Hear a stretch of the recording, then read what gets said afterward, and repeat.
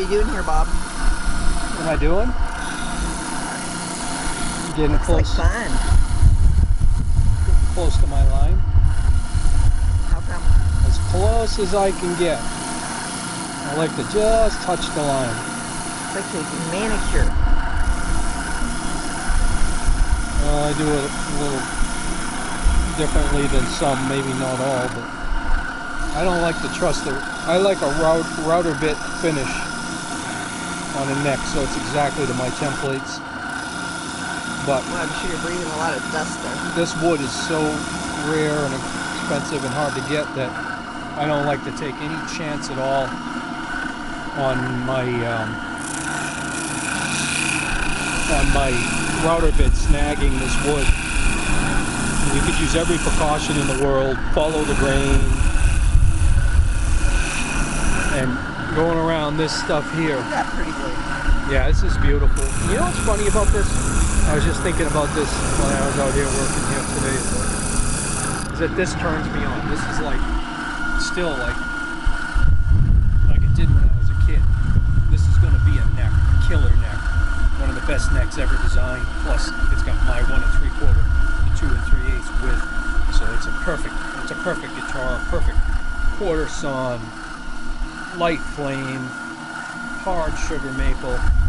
I mean, it's, Oh yeah, it is. Oh, look at that something grain on there. I still enjoy doing. That's it. a nice grain. Yep. Got some And, wiggly stuff on it. So you gonna do this whole thing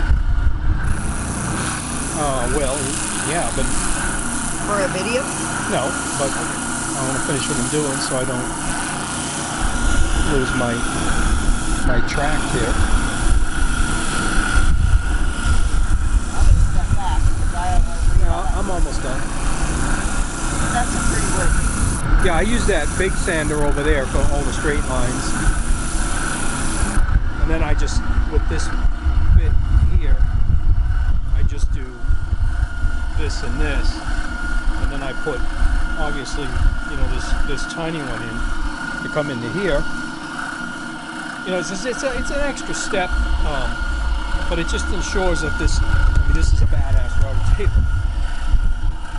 It's an all solid cast iron table. This is just sitting on top of it. You know, I'll move it so you can see the Gizmotron over here. But this table is really nice and everything, but I never trust shaping the outside of a piece of maple like this. And I want to, you know, see this for here. I use this big sander to do, you know, the straight lines and around here, because the less that router bit has to do, because all that router bit's job is really is to take this neck at this point now. Well, I mean, after the inside's done here, to take this neck at this point and so much for that compressor. Hang on, I'll go shut it off.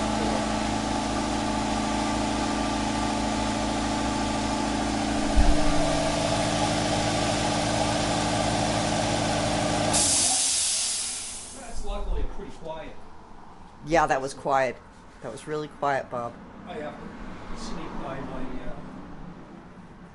truss rod cutting machine though to get to it. That doesn't have a truss rod yet. I see a line. No, that's next on these after they're routed. That's the next step. But then, you know, this template is exactly what these are supposed to be. It is exact, right? So after that's sanded, I'll run this back right to the inside of that line, and I'll screw these down. And then you route around there? Yeah, and those screws are okay because they're right in, they wind up in the truss rod slot, see? Oh, okay. So that's good.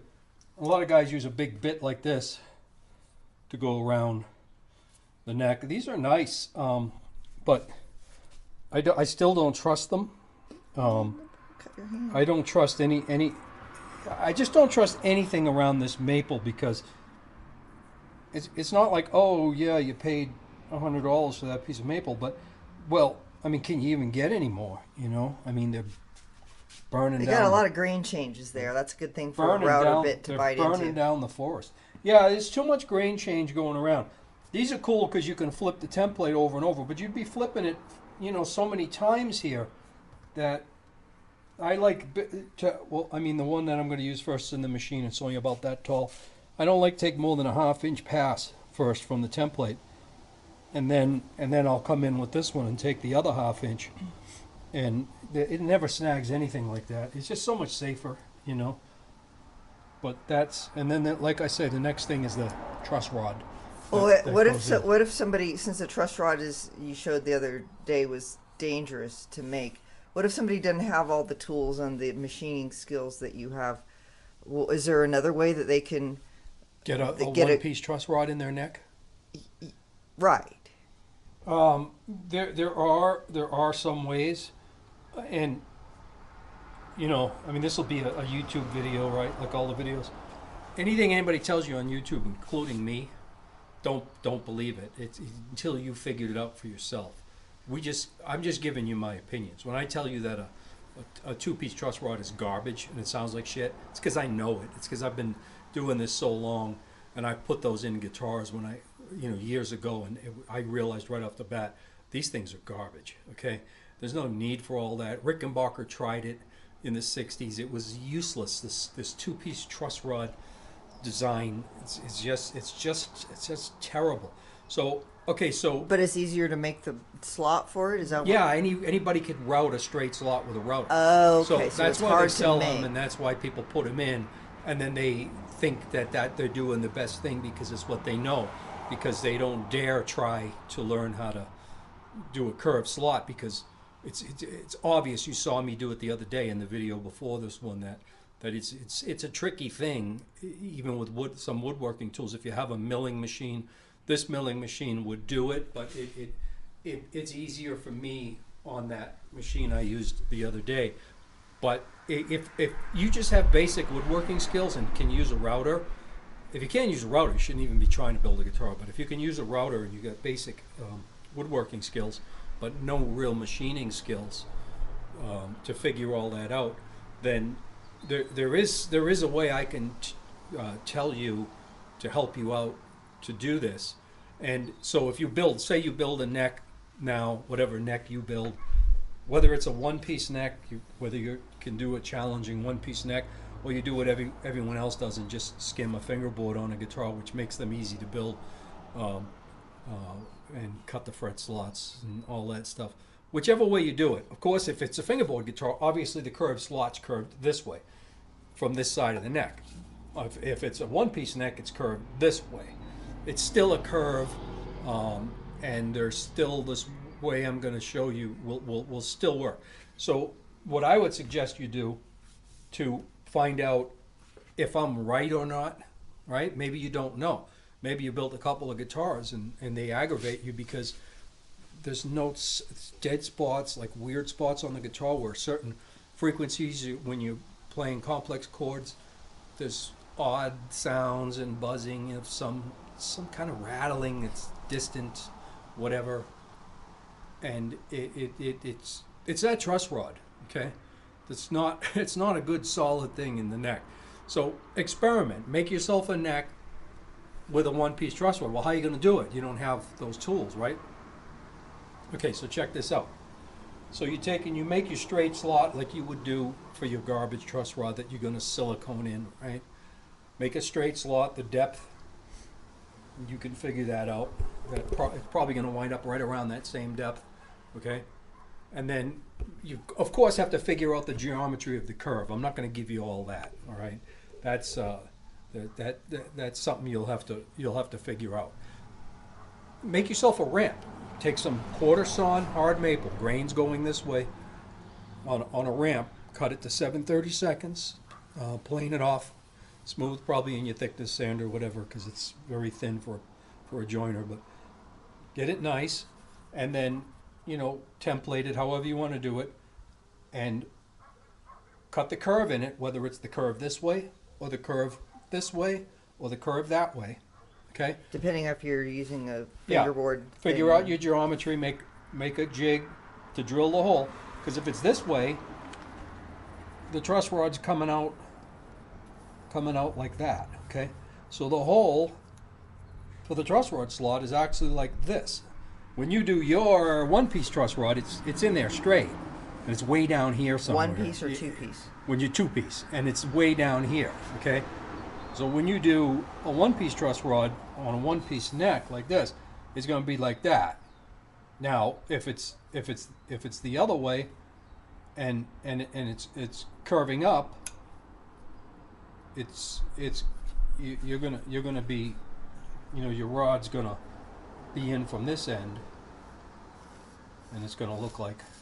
That's if you're using fingerboard. Like that, yeah. So, your hole's gonna be coming out like that, and that's what puts this close to the top, so it can be adjusted in the guitar. Okay, and the other problem with a two-piece truss rod is that the thing winds up down here somewhere. It's no good. And if you're gonna put your hole here, forget it. It's just way down here. You'd have to hog out so much wood. And that's already so dangerous anyway. I don't do that anyway. I anchor my rod right here, but that's a whole nother story. I hate hogging out any more wood when this thing comes down here like that. That's right there. That's a dangerous area on the guitar. I don't see any reason to drill a hole through there if you can anchor the truss rod right here. But anyway, so make yourself a ramp, and you glue the ramp in. Made out of the same stuff your neck's made out of. Make sure it's quarter sawn though, so it's strong this way, right, to flex and bend. And then you've got a curved slot. Okay, I wouldn't say it's a way to produce a whole lot of guitars, but if you're making a guitar for yourself and you realize that those truss rods are horrible, and you're like, wow, I really want to do a one-piece truss rod, but how the hell would I do it? Well, there's a way to do it. See, Rickenbacker made two-piece truss rods in the 60s. It was a massive failure. It was just stupid.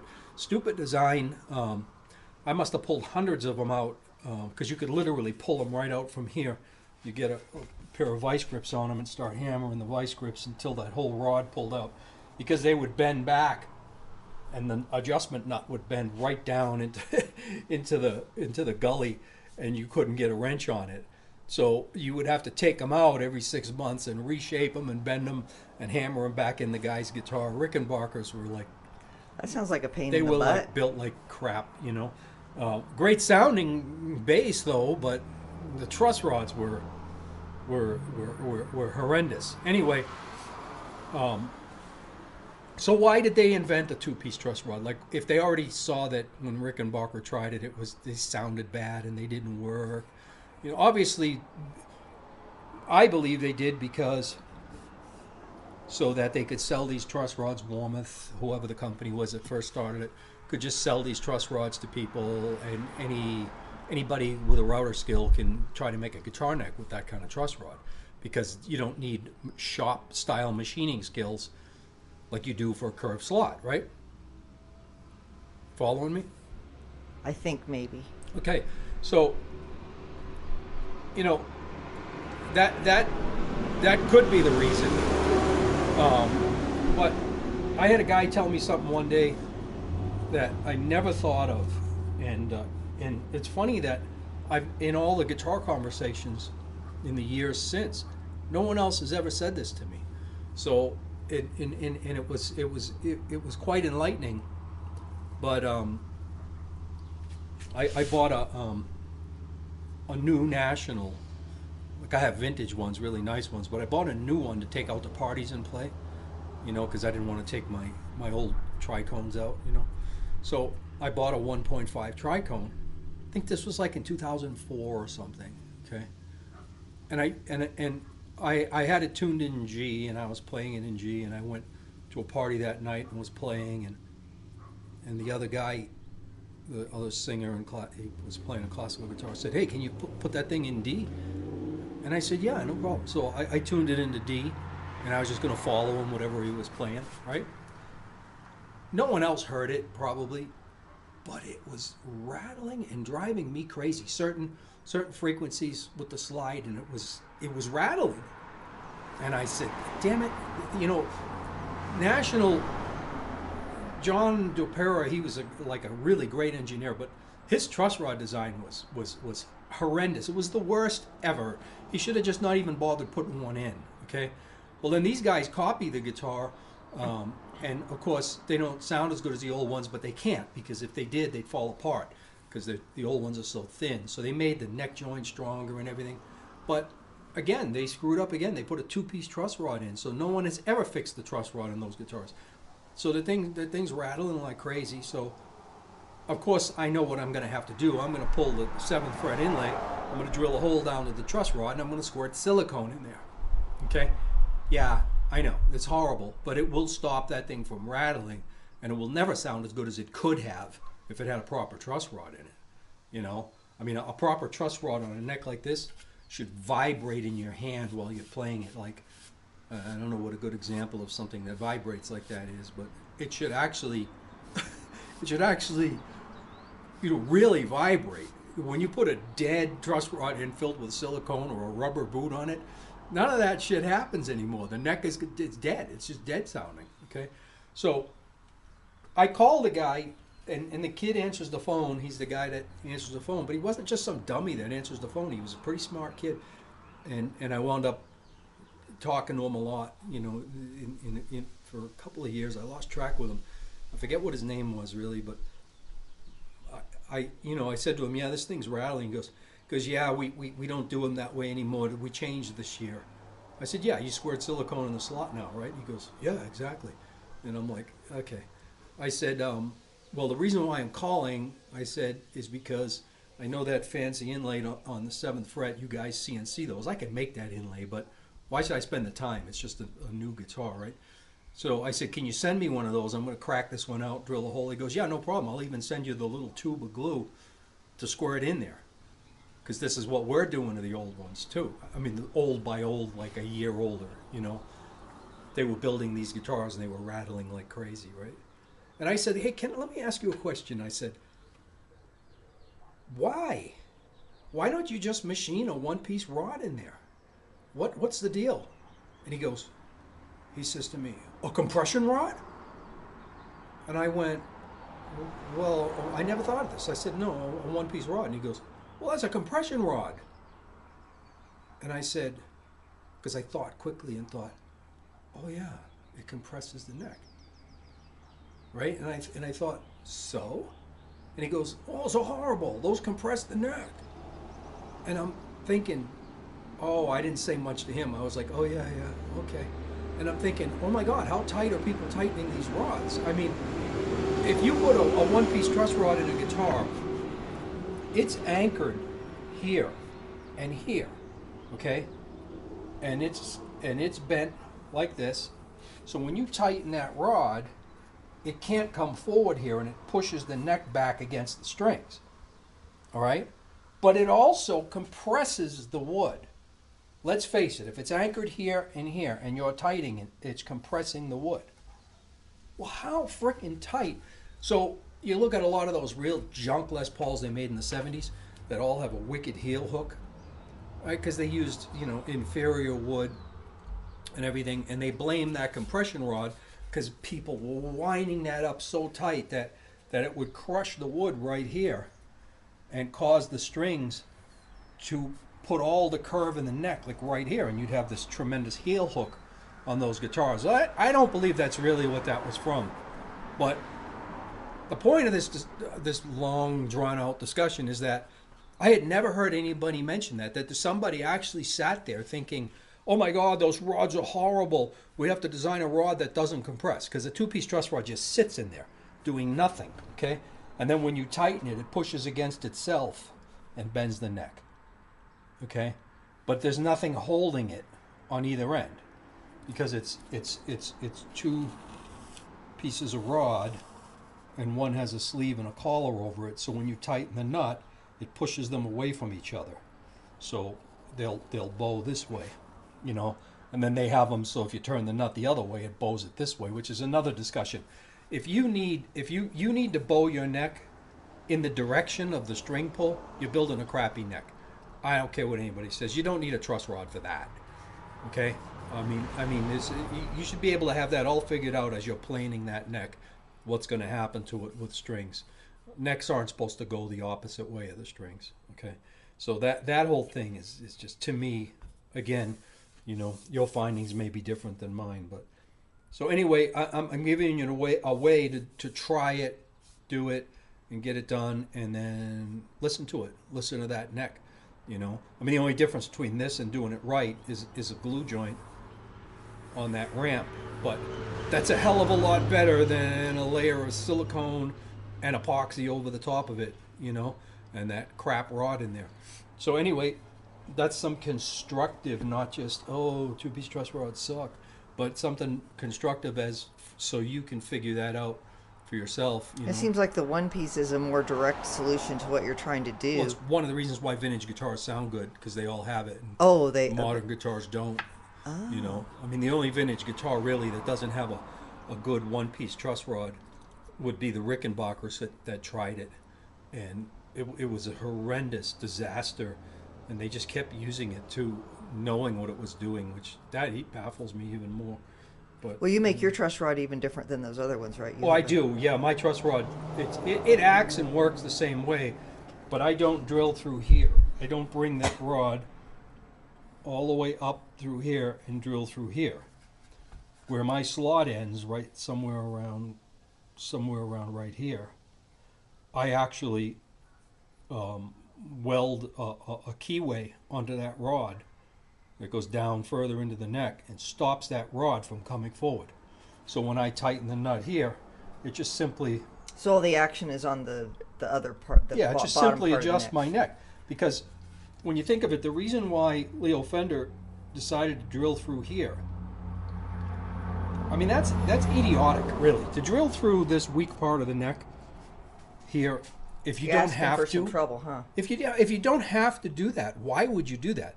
Well, if most people couldn't figure out a way without making the slot wider and uglier up here, but I can anchor it without it getting any wider than the truss rod. I figured out a way.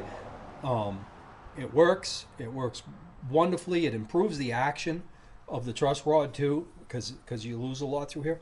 But I believe the reason why he did it was because they had no... And this really puzzles me, because in the 50s and 60s, every man could weld. Every man wore a wife beater t-shirt and could weld. They all had welding skills. He probably had 50 people in that factory that could weld. And instead, what they did was put a nut on the end of the truss rod and then smash it over with a hammer and strip the threads. That's what holds a truss rod in a Fender guitar, you see? So, I mean, you can't make the thing I make without some pretty good welding skills. You have to have a nice tight tack bead there, a really tight bead, and then you have to grind that and shape it and fit it, okay? And it's got to be strong.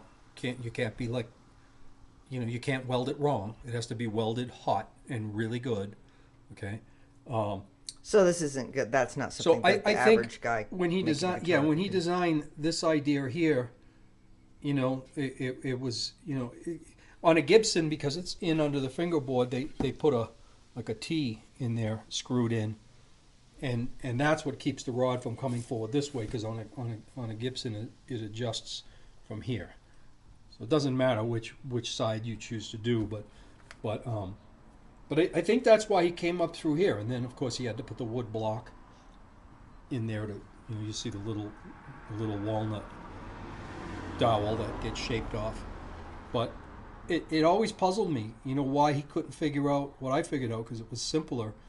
But then I think, well, no welding's required. If you make the truss rod long and it comes through that hole, and you put it in through this way, right? The nut on the end of that hole, you just smash it over with a hammer in the vise, and they do screw up, where the truss rod actually screws out of there and becomes a problem. I've had to take them apart on vintage guitars and fix them, but this is a continuation of the truss rod lesson. I mean, the best thing in the world would be if you didn't need one at all. Can you make that happen? Well, yeah, I've made a lot of necks with no truss rod. They play great, but you can't dial them in exactly. Like if you're really picky, like I am, I want my exact relief. So the strings are the right distance from if you're a guy that frets used eights or something, you probably wouldn't. I don't think 8s move a neck at all. A good neck, not a heavy metal neck that's only like a half inch thick after, all flat and there's nothing back there. But I mean, if you had a So neck at if you least, got a quarter sawn piece of wood that's thick, then yeah, I think you could probably get away without a truss rod with little spider web strings like some of those guys use. But if you use heavier strings, you need to touch that rod a bit just to get exactly where you want. And as humidity swells the neck up, you let off on the rod a little bit sometimes in the summertime, and in the winter time, you can give it a quarter of a turn. It's good to have it. Leo tried to build those guitars first without it, and they sound great. It sounds way better, and they were fine, for the average guitar player. But I guess guys were taking those first guitars he built that were just test guitars, and they were going all over the country playing in juke joints, and they told him, hey, listen, man, this thing's moving around. You got to put some kind of rod in it, And he didn't invent that rod. That rod was already in. So the suggestion that you're making for someone if they're going to do a one-piece truss rod is still going to involve smashing a screw in there with a standard one-piece truss Well, they rod? can figure out however they want to anchor that. You can weld that nut if you want or whatever. That's just a whole nother discussion. But you have to know a lot more than I'm telling you here. Okay, you have to know to do this. I can't describe everything. This is shit you have to learn on your own. This isn't for somebody But making their I'm first just guitar. telling you about getting that curved slot in there, because that's why people don't do it. Is they can't figure out how to get that curved And slot. you could do it in with there. a router. If you put a straight slot in and make a ramp, then you could do it with a router. And I would suggest to a beginning builder to do that before he sticks that god awful sounding thing in there. Okay, and that's the best suggestion I can give you. I can't teach you how to machine something. And you're going to build 2 or 3 guitars. You don't even want to buy that stuff. That stuff's expensive. And if you saw me the other day on a shaper, do not try to use a shaper if you don't have experience with a shaper. Well, you only use the shaper for that one. Well, I used to make doors and all kinds of things on a shaper. I mean, I used to be like those idiots you see on YouTube. I mean, I still have all my fingers, but I mean, I used to use these crazy blades that would cut stiles and rails and stuff, and I would get my fingers right up on that big honking blade, and now I don't go near a shaper without hand guards, in some, there's a guy on YouTube, he's like 80 years old. I mean, he's got to be like 80, and he is like really good with a shaper. He has some shaper videos up there of how to make different kind of jigs and how to keep your hands away from it and stuff. So if you're interested in shaper skills, look, I don't know his name, you can find him, you just poke around, you'll find him, and he's got a lot of good videos, and he's got 10 fingers. So Maybe I can try to put a link on there, Right. like, if you can show me where it is. But anyway, the part 2 of how to do a one-piece truss rod if you don't have machining skills.